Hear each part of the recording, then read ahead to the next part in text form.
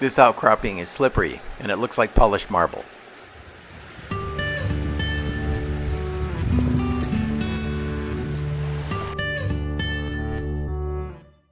That great-looking little critter is a golden-mantled ground squirrel. Did people stay behind this sign? Not really.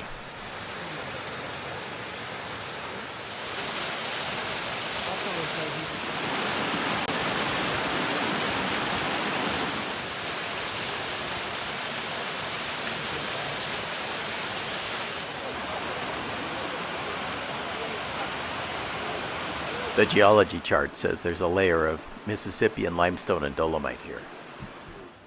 It's a chipmunk. I think it's a Uinta chipmunk.